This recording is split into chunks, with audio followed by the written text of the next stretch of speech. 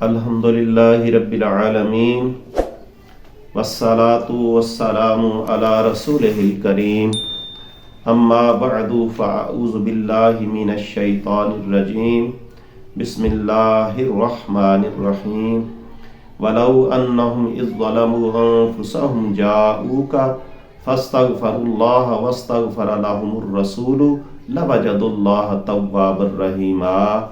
सदक़ल्लाहुल अज़ीम। वज़ो सामीन कराम, अल्लाह करीम ने 5वें पारे में सूरतुन निसा की आयत नंबर 64 है जो मैंने तलावत की।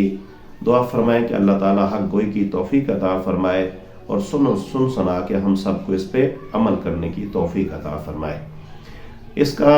तर्जुमा मफ़हूम सुन लेते हैं कि अल्लाह करीम ने फरमाया, मेरे प्यारे महबूब अलैहिस्सलाम के प्यारे प्यारे सहाबा कराम और सब, चूँकि ये कुरान सब के लिए राह हदायत है, क़यामत तक के लिए ये काबिल हदायत है, तो ये राह हदायत पे चलाने वाला है। तो अल्लाह करीम ने फरमाया, मेरे प्यारे महबूब के प्यारे प्यारे ग़ुलामों, अगर कोई तुम गुनाह करके अपनी जानों पे जुल्म कर लो तो फिर मेरे महबूब अलैहिस्सलाम की बारगाह में हाज़िर हो जाओ, फिर इस्तिग़फ़ार करो और मेरा महबूब भी तुम्हारी सिफारिश कर दे, यानी कह दे कि मौला ये मेरा है, ये मेरा ग़ुलाम है। तो जब ये शराइत पाई जाएंगी, यानी दर रसूल पे हाज़िरी, इस्तिग़फ़ार और नबी करीम सल्लल्लाहु अलैहि वसल्लम की शफ़ाअत, तो फिर अल्लाह का ऐलान अज़ीम है, लवजदुल्लाह तव्वाबर रहीमा, तुम मुझे ज़रूर तौबा कबूल करने वाला मेहरबान पाओगे। तो इसी पे अब ये चूँकि माह रमज़ान है, आज इस क्लिप में रोज़े के किफ़ारे के बारे में कुछ अर्ज़ करेंगे। इससे पहले एक वाक़या सुन लेते हैं, उसमें किफ़ारे का भी ज़िक्र आ जाएगा कि नबी करीम सल्लल्लाहु अलैहि वसल्लम की बारगाह में बुखारी शरीफ का हदीस है कि एक सहाबी रसूल हाज़िर होते हैं और आके अर्ज़ करते हैं, हलकतु या रसूलल्लाह सल्लल्लाहु अलैहि वसल्लम, या रसूल वसल्लम मैं हलाक हो गया। आपने फरमाया क्या हुआ, क्या वजह है, क्यों इतना परेशान है? तो वो अर्ज़ करते हैं कि या रसूलल्लाह सल्लल्लाहु अलैहि वसल्लम, मैंने रोज़ा रखा हुआ था तो अपनी बीवी से मैं हम बिस्तरी कर बैठा, जमा कर बैठा, यानी रोज़ा तोड़ बैठा हूँ। तो अब मुझे एहसास हुआ है, ये बड़ी बात है, यहाँ हदीस शरीफ को रोक के मैं अर्ज़ करना चाहूँगा कि ये गुनाह हो जाना ये कोई बड़ी बात नहीं है। ये अल्लाह माफ़ करे, अल्लाह माफ़ करे, अल्लाह माफ़, ये मैं कोई गुनाह की इजाज़त नहीं दे रहा, लेकिन मैं आगे एक नसीहत करना चाहता हूँ कि ये गुनाह बंदे से हो जाना, ये से भी बचना चाहिए, लेकिन गुनाह करके फिर उस पे इसरार करना या उस पे इतराना या उसकी आगे तशहीर करना, ये उससे भी ज़्यादा ख़तरनाक है। तो ये सहाबा कराम का ये मामूल रहा है कि अगर उनसे कोई खुदा न खास्ता कोई शरीयत के ख़िलाफ़ को कमी बेशी हो जाती तो वो फ़ौरन से पेशतर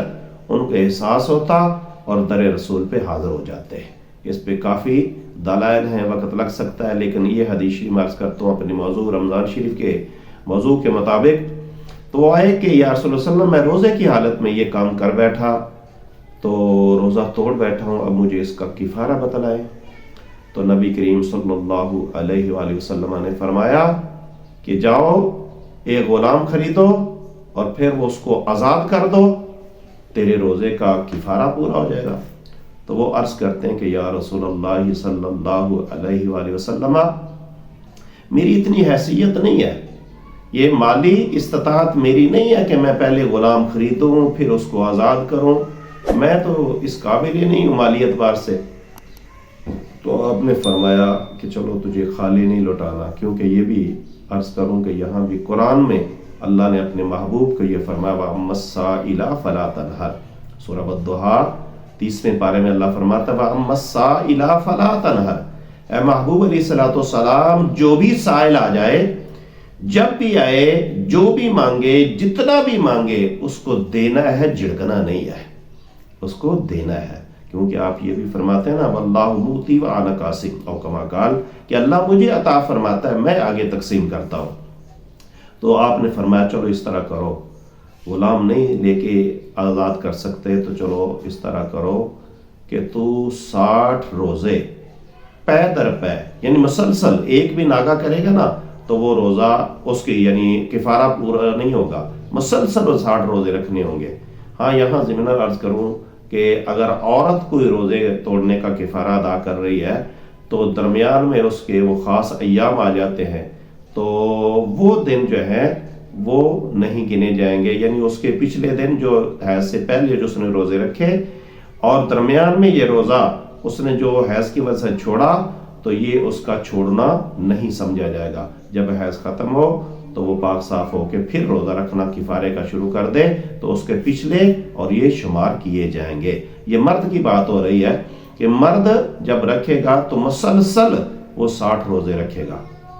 تو جب آپ نے یہ فرمایا نا کہ چلو جاؤ جا کے 60 روزے رکھ لو تو کفارے کے طور پہ اللہ آپ کا یہ کفارہ قبول فرمائے گا، کفارہ ادا ہو جائے گا۔ تو عرض کرتے ہیں کہ یا رسول اللہ صلی اللہ علیہ وسلم میں اگر 60 رکھ سکتا ہوتا تو میں ایک ہی پورا کر لیتا۔ دیکھیں نا کمال کی بات عرض کرنے لگا ہوں کہ یہ صحابی رسول کا عقیدہ ہے کہ دیکھیں خود گناہ کیا ہے،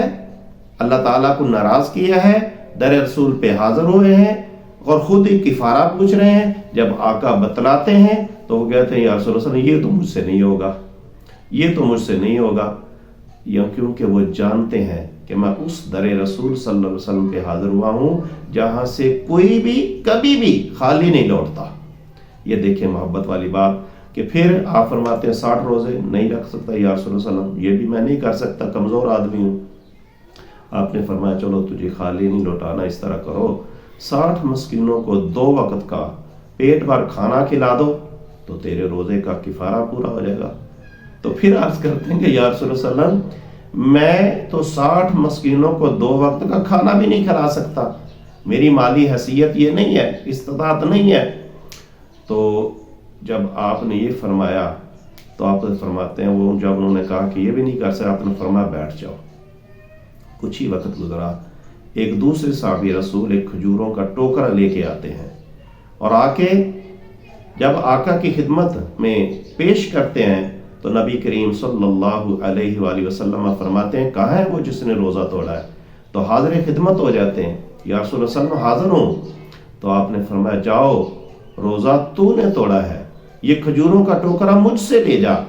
جا کے مدینے میں غریبوں مسکینوں کو تقسیم کر دے، تیرے روزے کا کفارہ پورا ہو جائے گا۔ سبحان اللہ۔ اور پھر ہاتھ باندھ کے عرض کرتے ہیں یا رسول اللہ صلی اللہ علیہ وآلہ وسلم پورے مدینہ شریف میں تو مجھ سے زیادہ کوئی غریب ہی نہیں ہے۔ تو آپ نے تبسم فرمایا، سبحان اللہ، نبی کریم صلی اللہ علیہ وآلہ وسلم نے تبسم فرمایا تو ساتھ فرمایا کہ جاؤ روزہ تو نے توڑا ہے، کفارہ خود پوچھنے آیا ہے، اب کھجوروں کا ٹوکرا بھی مجھ سے لے جا، خود بھی کھا، اپنی بیوی بچوں کو کھلا، تیرے روزے کا کفارہ پورا ہو جائے گا۔ سبحان اللہ، یہ ہے آپ کی عنایت، آپ کی بارگاہ اقدس۔ اور پھر یہاں یہ ایک ضمن المسئلہ عرض کر دوں کہ یہ نبی کریم صلی اللہ علیہ وسلم کا خاصہ ہے، کیونکہ اللہ کریم نے ہمیں حکم دیا وَمَا آتَاكُمُ الرَّسُولُ فَخُذُوهُ وَمَا نَهَاكُمْ عَنْهُ فَانْتَهُوا، کہ میرا محبوب تو اتنی شانوں والا ہے، اتنی اختیارات والا ہے کہ جو تمہیں دے وہ لے لو، جس سے منع کرے اس سے رک جاؤ۔ یہ نبی کریم صلی اللہ علیہ وسلم کی شان ہے، قرآن میں آئی ہے، اللہ کریم نے فرمایا ہے کہ میرا محبوب جو تمہیں دے وہ لے لو، جس سے منع کرے اس سے منع ہو جاؤ۔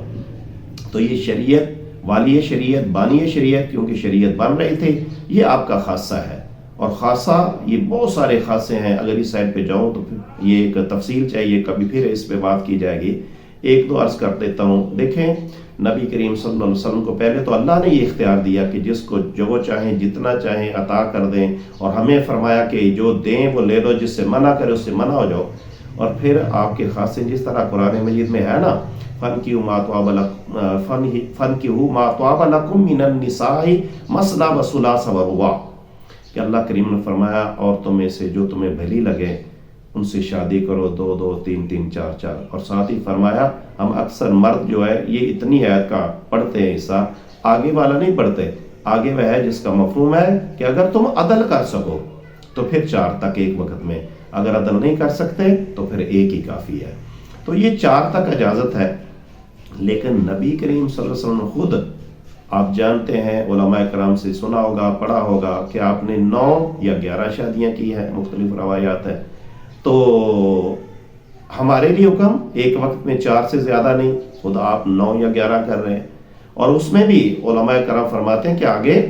آپ نے یہ اسپیشلی حضرت مولا علی کرم اللہ وجہہ الکریم کو فرمایا، علی یہ سب مسلمانوں کے لیے رعایت ہے، تیرے لیے نہیں، کیونکہ تو دوسری بھی نہیں کر سکتا، کیونکہ اگر تو شادی کرے گا تو میری فاطمہ کو دکھ ہوگا، میرے جگر کے ٹکڑے کو، میرے جسم کے حصے کو دکھ ہوگا۔ اور ساتھ فرمایا جس نے میری فاطمہ کو سیدہ طیبہ راکعہ نیرہ منورہ خاتون جنت سیدہ بطول سلام اللہ علیہا کو ناراض کیا تو اس نے مجھے ناراض کیا، اور جس نے اس کو راضی کیا اس نے مجھے راضی کیا۔ تو یہ تو اگر شادی کرے گا تو یہ پھر اس کو تکلیف ہوگی۔ تو آپ نے سیدہ طیبہ راکعہ نیرہ منورہ ساجدہ عابدہ سیدہ بطول سلام اللہ علیہا کی زندگی میں، یعنی ظاہری زندگی میں آپ نے دوسری شادی بھی نہیں کی، آپ کے وصال فرمانے کے بعد پھر آپ نے شادیاں کی ہیں۔ تو اور بھی بہت سارے خاصے ہیں، جس طرح ایک اشارہ یعنی مفہوم عرض کیے دیتا ہوں، حضرت ابو بردہ رضی اللہ تعالی عنہ آپ نے عید پڑھنے سے پہلے یعنی وقت سے پہلے قربانی کر لی، تو آپ نے فرمایا قربانی جو عید پڑھنے سے پہلے کرے گا وہ قربانی نہیں، وہ گوشت ہے، قربانی جو ہے وہ عید پڑھنے کے بعد ہے۔ تو آپ نے یہ کام کر لیا تھا، تو عرض کیا یا رسول اللہ صلی اللہ علیہ وسلم میں اب کیا کروں، میرے لیے کیا حکم ہے؟ تو آپ نے فرمایا وہ قربانی نہیں، قربانی اور کرو، تیرے پاس کوئی ہے، کوئی بھیڑ بکری یا کوئی اس طرح کا جانور؟ عرض کیا یا رسول اللہ صلی اللہ علیہ وسلم میرے پاس 6 ماہ یا بچہ ہے، یعنی 6 ماہ کا، حالانکہ 6 ماہ کا عام طور پہ نہیں ہے، لیکن آپ نے فرمایا تجھے اجازت ہے اور کسی کے لیے نہیں۔ تو اس لیے یہ آپ کے خاصے ہیں۔ تو میں عرض کر رہا تھا کہ آپ نے جو یہ رعایت دی ہے نا کہ جاؤ کھجوروں کا ٹوکرا بھی مجھ سے لے جاؤ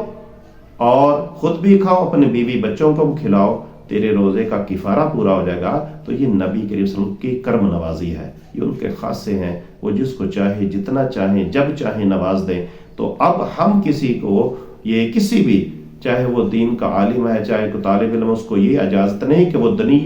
دینی احکامات میں مسائل میں کمی بیشی کرے۔ دین تو مکمل ہو گیا، الیوم اکملت لکم دینکم واتممت علیکم نعمتی ورضیت لکم الاسلام دینا، سورہ مائدہ کی آیت نمبر 3 کا حصہ ہے۔ تو اس لیے اب ہم کوئی رعایت نہیں دے سکتے، جو شریعت مکمل ہو گئی اب وہ ہو گئی۔ اور اب یہ خلاصہ یہ سن لیجئے گا، کفارہ روزہ توڑنے کا کفارہ، غلام کا تو تصور ختم ہو گیا، اب کفارہ یہ بنے گا کہ وہ 60 روزے پے در پے رکھے، اور یہ اگر اس نے جان بوجھ کے توڑا ہوگا تو 1 قضا بھی رکھے گا اور 60 کفارے کے رکھے گا۔ اگر یہ 60 روزے پے در پے کفارے کے نہیں رکھ سکتا تو پھر 60 مسکینوں کو 2 وقت کا کھانا پیٹ بھر کے کھلائے گا۔ تو